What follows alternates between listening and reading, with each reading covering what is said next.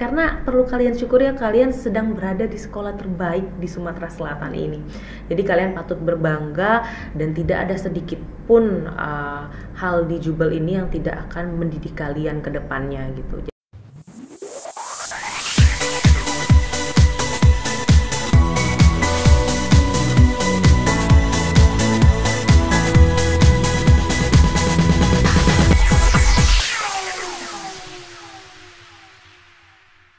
Assalamualaikum warahmatullahi wabarakatuh.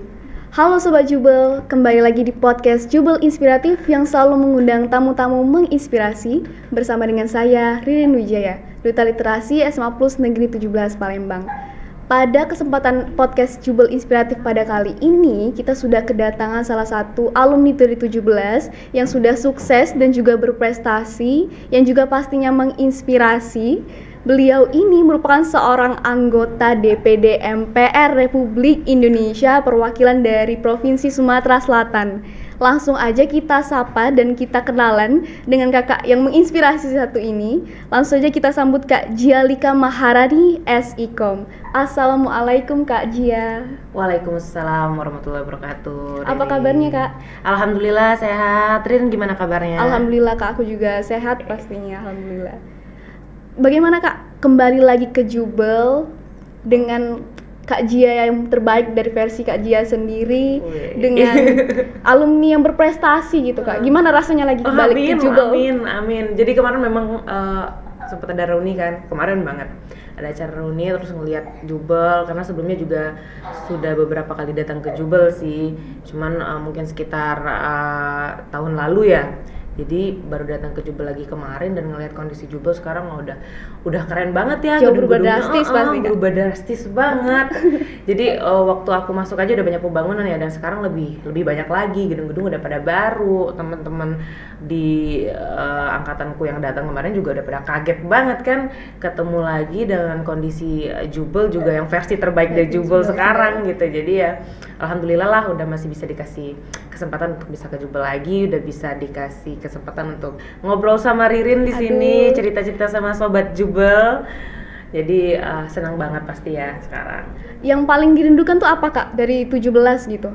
Aduh, kalau masalah dirindukan tuh banyak banget. Mulai dari kantin, dari teman-temannya, dari vibes-nya, guru-gurunya, suasananya, asramanya tuh banyak banget sih Ririn. Kadang kalau maksud runut satu-satu kita bisa makan waktu yang panjang. Iya, durasinya udah nggak cukup lagi kalau cerita tentang kekangenan ya. Apalagi kalau nostalgia pasti nggak akan ada habisnya gitu kan. Benar.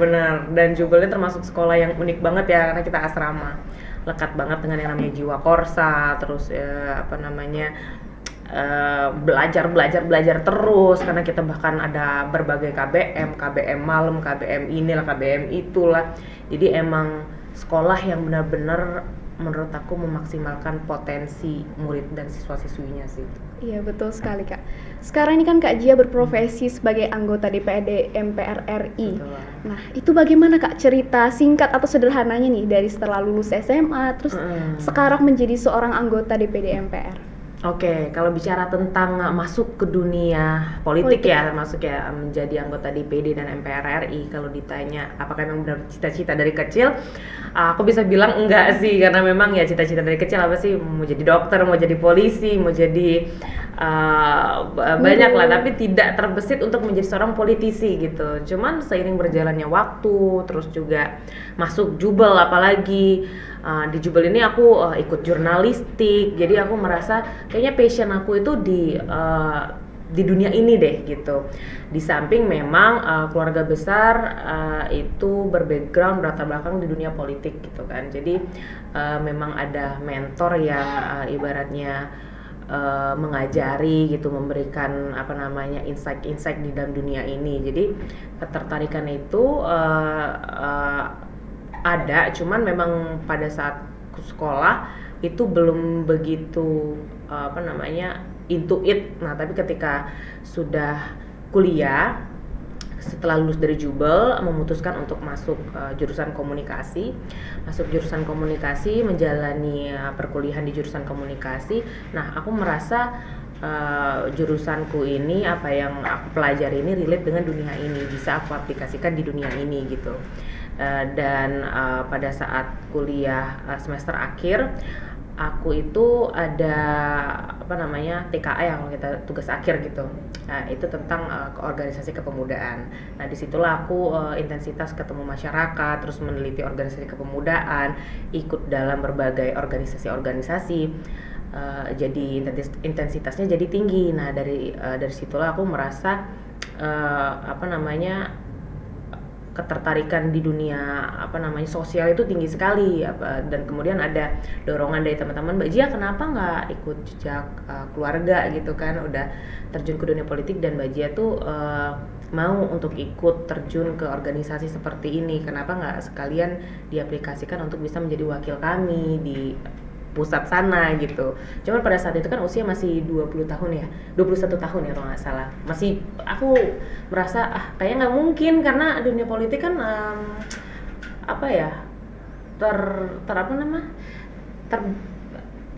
nyebutnya itu brandingnya itu kayak untuk orang-orang tua, orang-orang yang udah senior gitu kan, berpengalaman. Jadi aku mikirnya kayaknya nggak dulu deh dunia politik. Cuman makin kesini aku mikirnya loh, harus ada representasi kita anak muda, khususnya juga perempuan. Jadi double minority ini yang tidak ada di dunia politik ini harusnya ada gitu, harus terrepresentasi. Kalau bukan aku yang mulai, kalau aku banyak anak muda yang berpikiran seperti aku untuk tidak terjun ke dunia politik, terus siapa yang mau merepresentasikan kita di parlemen gitu. Apalagi menurut aku politik ini muara dari semua kebijakan ya. Kita mau bicara tentang kesehatan, kita mau bicara tentang olahraga, tentang ekonomi, semuanya itu bermuara di keputusan-keputusan politik gitu. Jadi menurut aku ya politik inilah jalan yang bisa aku tempuh untuk bisa berbuat lebih lah untuk bangsa negara gitu. Jadi adalah kesempatan. Lucunya ketika aku mau mendaftar kan masih bingung-bingung karena usia batas untuk mencalonkan diri sebagai anggota dewan itu usianya 21 tahun ternyata, sedangkan umur aku masih 20 tahun pada saat itu dan aku masih sempat niat itu udah ada, cuman setelah lihat ini ternyata usia 21 tahun belum cukup umur gitu. Jadi pada saat itu ya udahlah, sempat mau mengubur, tiba-tiba ada keluar aturan bahwa usia 21 tahun itu pada saat penetapan daftar calon tetap. Jadi aku pikirkan usia 21 tahun pada saat pendaftaran ya, ternyata pada saat penetapan daftar calon tetap yang itu gapnya dari runutan pendaftaran sampai pemilihan itu 1 tahun. Jadi agak rancu usia 21 tahun pada saat apa ya, ternyata pada saat daftar calon tetap itu dan tepat di hari ulang tahun aku yang ke-21 tahun. Ririn. Jadi mungkin alam berbicara ya, jadi alhamdulillah takdir gitu, Kak. Beneran takdir dilancarkanlah aku bisa untuk ikut kontestasi Pileg 2019 kemarin untuk menjadi anggota DPD RI perwakilan Sumatera Selatan. Dan nggak sampai di situ juga ya, harus kampanye, harus turun ke daerah-daerah, dan alhamdulillah bisa diberi amanah oleh masyarakat Sumsel untuk menjadi anggota DPD RI. Gitu sih, panjang ya, nggak singkat jadinya.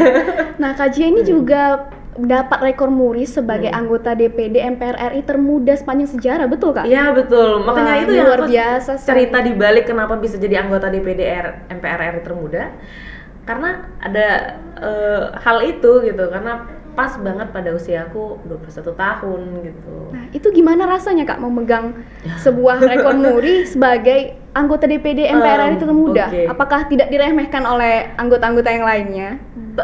Itu dia, sebenarnya rasa bangga pasti ada ya, rasa bangga ketika ternyata aku bisa diberikan kepercayaan oleh masyarakat untuk bisa menjadi anggota DPD RI, bahkan di usia aku yang sangat muda, literally sangat amat muda untuk batas usia minimal untuk menjadi seorang anggota dewan gitu kan.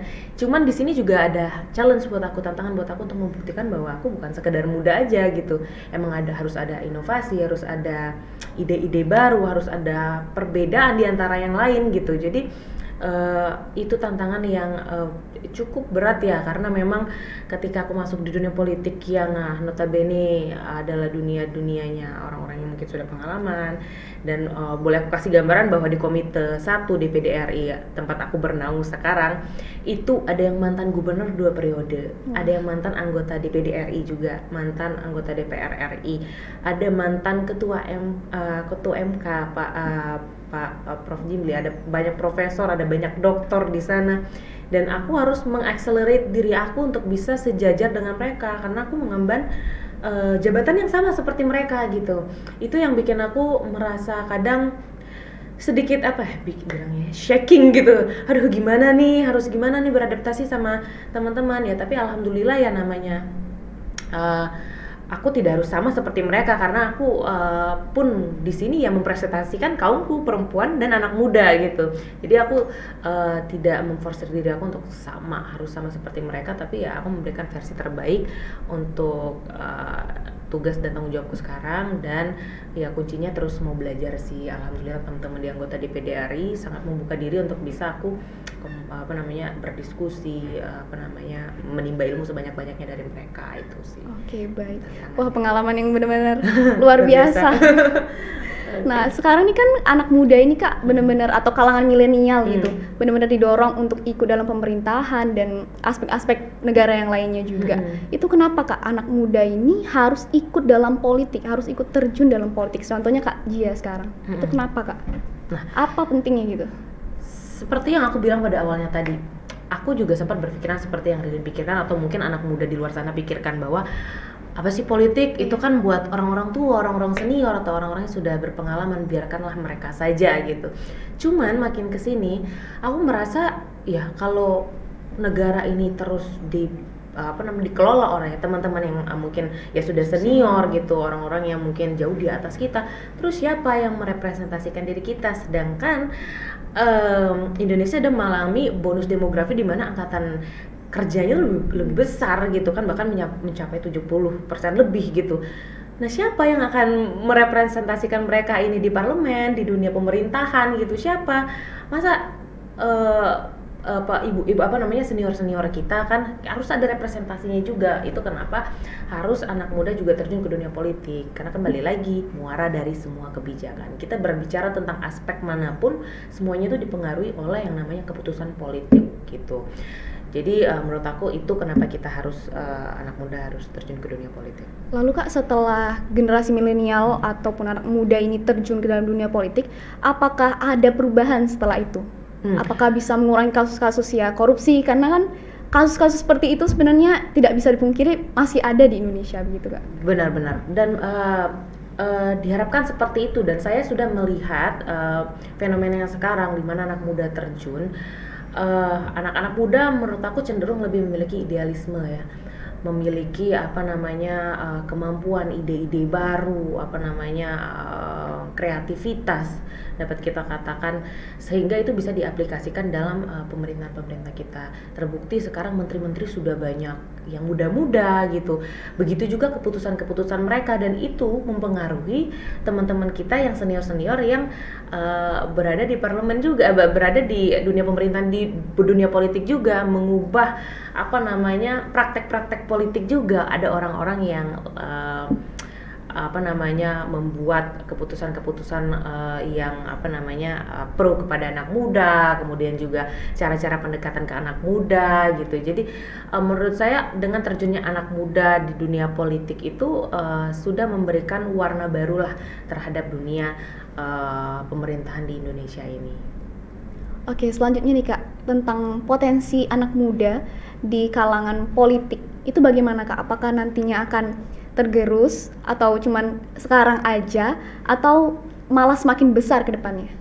Seharusnya semakin besar ya, karena di dunia politik sekarang, di mana politik itu toolsnya itu adalah ya kampanye segala macam, dan sekarang kita sudah dipermudah dengan semua platform yang bisa mempermudah kita untuk melakukan kampanye gitu, melakukan campaign. Seperti kalau zaman dulu untuk masuk ke dunia politik kita kampanye harus turun-turun ke lapangan, terus juga harus pakai baliho yang gede-gede untuk memperkenalkan diri kita, menyampaikan visi misi dengan orasi kemana-mana gitu. Sedangkan sekarang anak muda sudah bisa mudahkan dengan fasilitas teknologi informasi. Kita bisa gunakan platform gratis seperti mungkin Facebook, seperti Instagram, sosial media gitu kan, untuk bisa mengkampanyekan diri kita dengan budget yang low cost gitu. Jadi terjunnya ke anak-anak muda ke dunia politik itu sangat besar peluangnya gitu. Apalagi anak-anak muda ini ya orang-orang yang dapat dikatakan sudah bisa beradaptasi dengan hal-hal semacam itu seperti sosial media, teknologi informasi komunikasi gitu kan. Jadi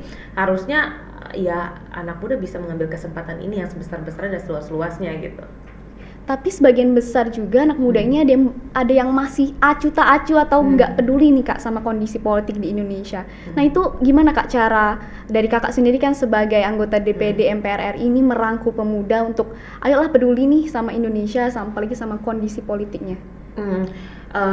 Iya, itu juga termasuk PR ya bagi saya dan menurut saya bagi seluruh politisi yang ada di Indonesia, bagaimana kita untuk bisa mengajak anak muda ini terjun ke dunia politik. Salah satunya dengan menjadi contoh sendiri gitu. Bagaimana saya bisa menjadikan diri saya ini contoh buat teman-teman yang lain. Lihat aku gitu, ketika kita misalnya aku melakukan sosial, ayo dong masuk ke dunia politik. Ketika mereka melihat figurku aja yang mungkin nggak bikin mereka berminat kan ya percuma gitu buat ngomong ke mereka. Jadi kalau aku pribadi sih sebenarnya lebih untuk bisa menjadi contoh lah buat teman-teman menjadi politisi muda di parlemen gitu. Oke, begitu Kak. Jadi walaupun misalnya tuh ada Kak nih, misalnya anak muda nih yang kadang cuman ya demo-demo aja gitu. Kadang juga nggak ngerti nih apa sebenarnya kondisi politiknya. Jadi dengan cara merangkul gitu ya Kak. Iya, itu juga bagaimana aku ingin juga menjelaskan kepada teman-teman bahwa untuk menyampaikan aspirasi itu tidak hanya demo. Kenapa kamu nggak bagian dari parlemen itu aja untuk bisa merubah itu semua gitu. Karena kita bisa lebih punya power untuk bicara di muka banyak gitu, untuk bisa menyumbangkan suara kita di parlemen itu. Berbeda ketika kita mungkin ya demo-demo di luar gitu. Saya tidak mengatakan itu juga salah sih sebenarnya, cuman kalian itu punya alternatif lain loh anak muda gitu. Jadi menjadi politisi itu juga keren gitu. Menjadi politisi itu juga bisa ibaratnya memberikan impact lebih gitu. Tidak hanya untuk gaya-gayaan untuk jadi politisi, ikut ke dunia politik, karena orang itu banyak yang gengsi juga ya masuk ke dunia politik, dipikir politik itu kotor lah, dipikir politik itu kejam lah, apalah gitu. Padahal kan sebenarnya kalau kita lihat politik itu sangat banyak ladang pahala loh gitu, ibaratnya ketika kita membuat kebijakan, kita menyuarakan sebuah hal yang benar gitu kan. Dan menurut saya yang namanya menyuarakan itu adalah jiwa-jiwa anak muda harusnya gitu, dan itu adalah ranahnya politik gitu. Jadi masuknya anak muda ke dunia politik menurut aku ya bukan sebuah hal yang baru. Ketika Bung Karno juga masuk organisasi, dia berorganisasi itu di usia yang sangat muda. Ketika ada Sumpah Pemuda itu kan digagas oleh anak-anak muda juga pada masa itu. Jadi jangan sampai kalah gitu, generasi sekarang harusnya lebih attach lagi dengan dunia politik gitu. Oke, baik. Berarti itu tadi salah satu tantangan juga nih untuk Kak Ji ya. Betul. Selain itu apalagi Kak mungkin hambatan yang pernah Kakak temui selama menjadi anggota DPD MPR RI? Apalagi nih Kak selain daripada yang sudah Kak jelaskan tadi? Hambatan ya. Sebenarnya kalau hambatan itu aku jarang menganggap sesuatu itu sebagai sebuah masalah sih. Jadi sebenarnya lebih menjalani aja dan memberikan yang terbaik. Cuman kalau ditanya kesulitan, hambatan atau apa, ya sedikit-sedikit adalah lebih banyak karena komunikasi sih. Ketika menjadi politisi itu kita kan berhadapan dengan orang banyak ya, dari berlatar belakang berbeda gitu, dari anak muda, orang tua, kemudian juga ada yang latar belakang menjadi profesi petani, ada yang guru, ada yang menengah ke atas, menengah ke bawah. Nah, untuk bisa menyampaikan sesuatu, untuk bisa mensosialisasikan sesuatu, menyerap aspirasi sesuatu, kita tuh kan harus melibatkan banyak sekali elemen gitu, harus mempertimbangkan dari perspektif ini, perspektif itu gitu. Ketika kita menyampaikan, kita juga harus menggunakan cara dan bahasa yang berbeda-beda karena konstituen juga beda-beda gitu kan. Ketika yang ini bilang benar, yang ini juga ada yang bilang salah gitu. Nah, bagaimana cara mengakomodir ke semuanya itu agar bisa ibaratnya selaras, yang sinkron, memberikan aspirasi terbaik gitu, menyampaikan aspirasi terbaik gitu sih. Itu yang kesulitan ketika menghadapi konstituen ya. Terus kemudian kesulitan ketika menyuarakan sesuatu aspirasi di pusat sana. Ketika kita menyampaikan, apalagi yang saya sampaikan itu kan kepada mitra-mitra yang merupakan seorang menteri gitu kan, orang-orang mungkin yang sudah apa ya, yang kita kenal sebagai apa namanya, iya, yang menaungi sebuah kementerian gitu kan. Bicara dengan seorang menteri itu kan harus punya bahasa, tata bahasa, kemudian ilmu yang juga memadai, yang mumpuni, terus juga adab, etika gitu. Itu yang kadang juga harus banyak aku pelajari. Jadi kalau ditanya tantangan ya kompleks ya, banyak, dan itu berubah-ubah juga sebenarnya. Itu sih sebenarnya. Oke, baik. Kak Jia ini kan anak muda generasi Iya. milenial. Mungkin Generasi masih Z malah. generasi Z. Mungkin masih banyak nih sobat Jubel Kak yang pengen atau tertarik terjun ke dunia politik. Mungkin kira-kira boleh dibagi tips and triknya Kak. Apa aja sih sebenarnya modal yang harus disiapkan secara mental ataupun yang lainnya? Yang disiapkan ya itu tadi, mental sebenarnya. Jadi nggak banyak orang yang punya mental yang kuat untuk masuk ke dunia politik ya, karena ya tadi menganggap sudah politik itu kotor lah, politik inilah itulah. Kemudian juga kepercayaan diri sih yang harus ditingkatkan. Banyak aku melihat orang yang mungkin lebih capable dibanding aku, orang yang punya, menurut aku ilmunya tuh lebih tinggi loh dibanding aku. Kadang mereka suka baca, mereka paham, mereka peduli terhadap dunia politik, tahu, cuman untuk terlibat masuk ke dalamnya mereka nggak mau. Mungkin ya tuh ketidak ada percayaan dirinya, kemudian juga mungkin mentalnya masih belum kuat. Jadi menurut aku kalau ditanya modal utamanya tuh apa ya, mental, kepercayaan diri, dan menurut aku skill komunikasi sebenarnya. Jadi skill komunikasi itu sebenarnya penting. Penting sekali. Itu juga kenapa saya masuk ke jurusan komunikasi, jadi promosi komunikasi nih. Karena komunikasi itu ada termasuk ilmu yang bisa diimplementasikan di mana saja sih. Profesi apapun juga harus mempunyai skill komunikasi yang baik gitu. Mungkin menjadi dokter pun ya harus punya komunikasi yang baik antar pasien ketika mereka menenangkan pasien segala macam. Begitu juga di politik. Apalagi di politik itu ya terkait dengan bicara, Identik lobby, dengan kampanye. berdebat gitu kan, menyampaikan kan sebagai penyambung lidah rakyat lah dapat dikatakan. Jadi ya harus punya skill komunikasi yang baik sih itu. Seperti yang aku bilang tadi di awal bahwa yang namanya kita menghadapi konstituen kan berbeda-beda ya. Ada yang menengah ke atas, menengah ke bawah, dan bahasa yang kita gunakan juga harus berbeda-beda, nggak boleh sama gitu. Oke, baik. Sebelumnya juga Kak Jia tadi kan sudah sempat bilang soal politik itu kan kesannya di masyarakat itu kan politik itu kotor, politik itu kejam. Iya. Kak Jia juga sempat cerita di awal tadi kenapa memilih dunia politik, tapi kenapa Kak Jia benar-benar yakin untuk milih jalan ya udah deh, yakin untuk masuk ke politik gitu Kak?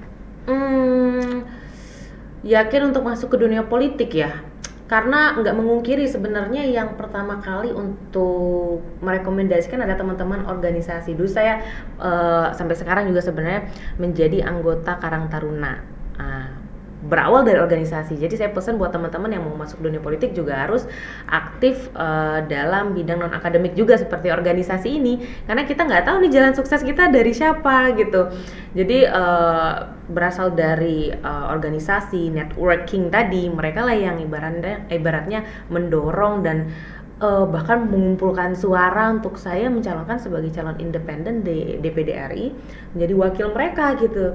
Jadi itu juga yang ibaratnya menguatkan saya ya. Kemudian juga ya orang tua juga berperan penting sih, karena memang kan berlatar belakang politik ya. Walaupun memang pada saat saya menyampaikan untuk terjun ke dunia politik ya, orang tua yang nggak ujuk-ujuk bilang yaudah ayo masuk ke dunia politik gitu. Mereka malah lebih ke warning bahwa usia kamu terlalu muda nih, kamu harus tahu resiko untuk terjun ke dunia politik adalah ini. Paling tidak kamu sudah menjadi figur, kamu mungkin kehilangan privacy atau apa yang mungkin kamu tidak dapatkan ketika tidak menjadi politisi gitu. Jadi akan banyak resiko yang kamu hadapi ketika menjadi seorang politisi gitu. Jadi hal itu juga bukannya malah bikin takut ya, sebenarnya malah jadi tantangan gitu. Apa memang benar begitu gitu, atau berarti ini sebuah hal besar nih yang harus aku lakukan gitu. Jadi ya menjadi politisi itu diyakini oleh banyak faktor menurut aku, dimulai dari ya dukungan, support dari orang-orang sekitar, kemudian juga dukungan keluarga, dan dari lubuk hati sendiri mau gitu untuk menjalani itu. Oke, baik. Kak Jia tadi juga sudah ngasih tahu semua sobat Jubel nih kalau Kak Jia ini berlatar belakang dari keluarga politisi. Betul. Begitu Kak. Pernah nggak sih Kak di dalam karirnya Kakak sepanjang jadi politisi nih, pernah nggak sih Kak dapet celotehan masyarakat itu yang bilang, ini kan anaknya politisi, jadi sesuai dong kalau dia dapat prestasi dia yang sekarang. Pernah nggak Kak? Pernah banget, sering malah. Jadi sebenarnya itu juga yang di warning sih dari orang tua ketika masuk ke dunia politik. Mereka lebih men-challenge bahwa ketika kamu masuk dunia politik banyak banget akan suara sumbang, apalagi kamu adalah orang yang berlatar belakang dunia politik. Tidak hanya hal-hal seperti tadi ya, misalnya wajar lah dia adalah ini, ada juga yang membandingkan kamu, kok nggak seperti papanya ya, papanya lebih bagus nih jadi politisi, ibunya lebih bagus nih jadi politisi gitu. Jadi kamu harus punya tantangan yang lebih lagi untuk bisa membuktikan bahwa kamu lebih dari orang tua kamu tidak kamu bisa survive ketika orang tua kamu tidak membantu gitu. Dan menurut aku sih ya yang seperti itu kita jadikan angin lalu ya, kalau misalnya sifatnya tidak membangun ya, sekedar nyinyir wajar lah gitu. Yang penting kan apa yang aku lakukan ya yang terbaik yang bisa aku berikan gitu. Jadi menurut aku itu bukan sebuah masalah besar, dan buat aku menjadi seorang politisi itu ya jangan sampai patah semangat hanya karena masalah-masalah seperti itu aja gitu. Jadi kalau ditanya pernah atau enggak, sering sekali gitu sih. Karena kita juga nggak bisa ya Kak untuk semua orang itu setuju dengan kita, Betul. suka dengan kita, jadi ya itu anggap sebagai kritik biasa aja kan. Kritik biasa aja, karena selalu aku jelaskan juga Indonesia adalah negara demokrasi. Ketika aku untuk menjadi anggota DPD MPR RI, ya aku tidak dipilih oleh orang tuaku gitu, yang memberikan amanah 300.000 lebih suara itu adalah masyarakat yang ada di TPS gitu, tidak ada intervensi dari siapapun gitu. Jadi ketika mau bicara kalau bahasa orang itu apa ya, dinasti politik lah apa gitu, apa yang aku capai sekarang itu tidak diwariskan ujuk-ujuk begitu saja gitu. Tapi kalau dibilang aku mendapat warisan ilmu, mendapat warisan petunjuk dari orang tua, ya jelas pasti kata. Jadi memang dapat dikatakan aku mendapatkan privilege sebagai seorang anak politisi, bisa berguru kepada orang tua sendiri. Nah, itu privilege yang aku punya gitu. Jadi kalau privilege aku adalah diberikan jabatan oleh orang tua, rasanya nggak tepat ya, karena kita melewati proses demokrasi gitu yang harus dipahami oleh anak-anak muda di Indonesia. Sehingga biar teman-teman juga nggak minder ya, karena banyak orang juga bilang bahwa untuk masuk dunia politik itu ya kalau nggak ada keluarga politisi ya gimana cara masuk ke politik gitu. Yang kayak praktek-praktek kayak gitu kan ya dinasti politik lah gitu, susah gitu. Nggak seperti itu, karena nyatanya teman-teman lain di dewan itu juga banyak yang berlatar belakang dari dokter, staff gitu, staff anggota DPD bahkan gitu kan. Jadi nggak ada halangan lah untuk teman-teman bilang bahwa nggak bisa masuk ke dunia politik karena nggak ada link di dunia politik gitu. Jadi semua nyinyiran-nyinyiran di masyarakat itu ya sebenarnya biasa ya. Biasa. Jadi nggak usah ditanggapin terlalu serius gitu Kak. Benar. Oke, selanjutnya nih Kak, sekarang kan Kakak sudah menjadi anggota DPD MPR RI sedang bertugas. Lalu rencana Kakak ke depannya ini akan bagaimana Kak? Apakah akan mencalonkan diri menjadi seorang pemimpin seperti keluarga Kakak atau gimana Kak? Apa ya, kalau sampai sekarang sih aku lebih kepengen memberikan yang terbaik ya, apalagi di ujung masa jabatan ya. Ini sudah berjalan 3,5 tahun, yang artinya tinggal 1,5 tahun lagi. Aku sih masih berusaha untuk bisa menjadi yang terbaik ya. Selebihnya biarkan masyarakat yang menilai gitu, apakah nanti kemana gitu arah dan tujuan ini. Yang pasti aku hanya ingin sampai sekarang dan seterusnya memberikan yang terbaik dengan posisi aku yang sekarang. Apalagi sekarang juga sudah menikah, punya anak, punya baby, jadi memang harus lebih pintar-pintar membagi waktu lagi, dan itu punya challenge tersendiri juga. Jadi belum ada mikir macam-macam ya untuk ibaratnya ke arahnya kemana-kemana, lebih ke memberikan yang terbaik aja sih sekarang. Oke, jadi selalu memberikan yang terbaik khusus untuk masyarakat dan selalu menjaga kepercayaan masyarakat. Nah, betul. Gitu, kan? Dan itu aja dilakukan udah sangat susah loh, apalagi udah mikir yang kemana-mana. Itu. Oke, baik. Terakhir nih Kak, sebelum kita menutup podcast dan bincang-bincang kita hari ini, mungkin ada pesan ataupun harapan nih untuk semua siswa 17 ataupun semua Sobat Jubel yang saat ini sedang menonton. Boleh Kak? Buat Sobat Jubel yang sekarang sedang menonton podcast ini ya, aku mau berpesan bahwa ketika kalian sedang menghadapi persekolahan yang sangat sulit sekali di Jubel ini ya. Tetap semangat karena perlu kalian syukuri ya, kalian sedang berada di sekolah terbaik di Sumatera Selatan ini. Jadi kalian patut berbangga dan tidak ada sedikit pun hal di Jubel ini yang tidak akan mendidik kalian ke depannya gitu. Jadi sesulit apapun itu, jalani, syukuri dan berikan yang terbaik yang bisa kalian berikan. Wah, bener-bener menginspiratif banget nih Kak, karena kalau sekolah itu ya pasti capek, tapi kan semuanya akan balik lagi ke kita gitu, untuk kita dampak positifnya. Betul Ririn, apalagi di Jubel ya. Saya paham sekali sih anak-anak Jubel mungkin kadar stresnya lebih tinggi sekali ya karena memang anak-anak lain. Dibandingkan anak-anak lain, karena ini noros loh, karena pernah menjalani persekolahan di Jubel. Bayangin aja dulu Ririn setiap habis sekolah tidak ada satupun murid yang tidak ambil les di luar, saking mereka ediknya untuk belajar gitu. Karena di Jubel kita diciptakan untuk berkompetisi gitu, lomba itu setiap hari, setiap orang di Jubel tuh pasti pernah lomba gitu, entahlah siapa. Jadi apa, makanya cerdasnya merata mungkin ya alumninya gitu. Jadi menurut aku Jubel itu environment yang baik untuk belajar sih, baik itu di asramanya, di sekolahnya, didikan dari guru-guru.